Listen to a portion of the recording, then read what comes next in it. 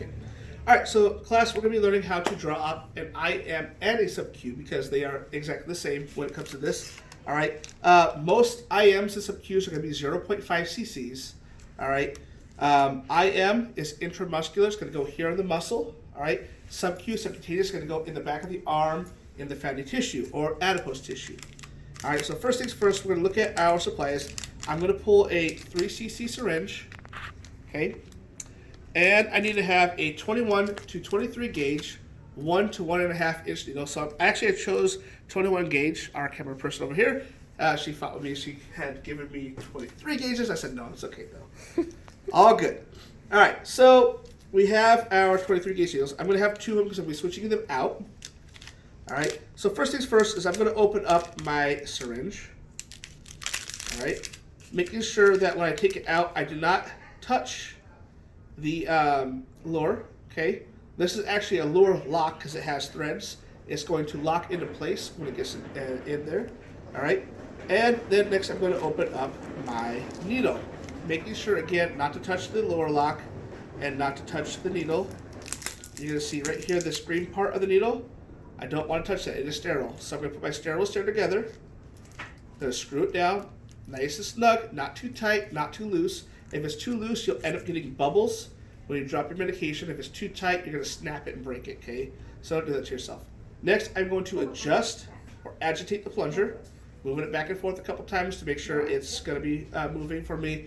These things sit in factories for a while, meaning that they do stick a little bit, so you want to make sure that they move freely with no issues, okay?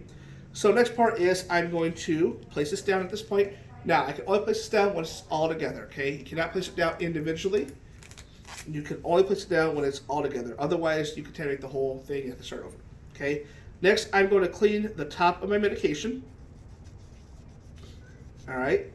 You can do it that way, or you can do it this way. All right?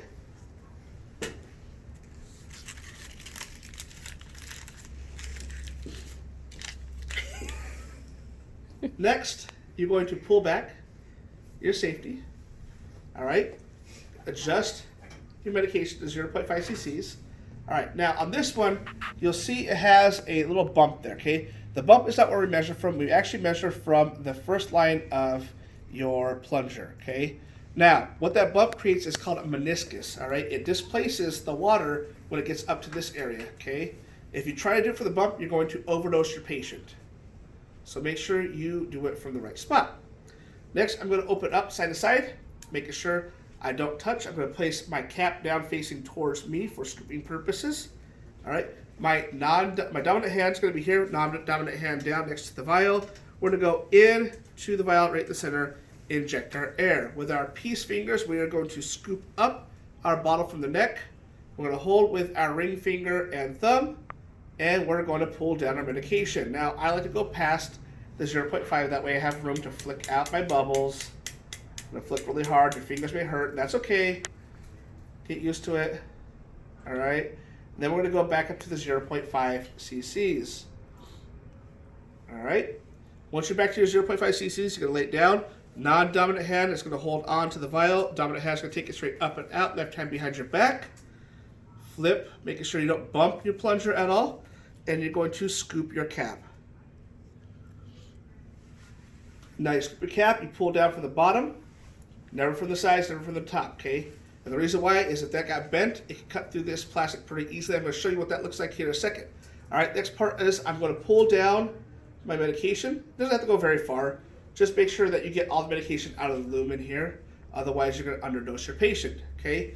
Now, really quick, this is why you want to make sure that you pull down from the bottom when recapping, is because this is so sharp that it punctures right through that easily, okay? If it was bent, it could cut right through and stab you as well. Accidental needle stick that we can avoid altogether, okay? Now, we are going to remove this here, very unsafe, right? And we're going to take it over to the sharps container, making sure that we keep our syringe at eye level at all times. We never set it down. It stays at eye level because this part here is sterile. All right. Next, we're going to open up our other syringe here. Actually, not syringe, our needle. I apologize. Place the needle and syringe back together again. Make sure you're screwing it down. Nice and snug, not too tight, not too loose. Then adjust back to your 0.5 cc's as such.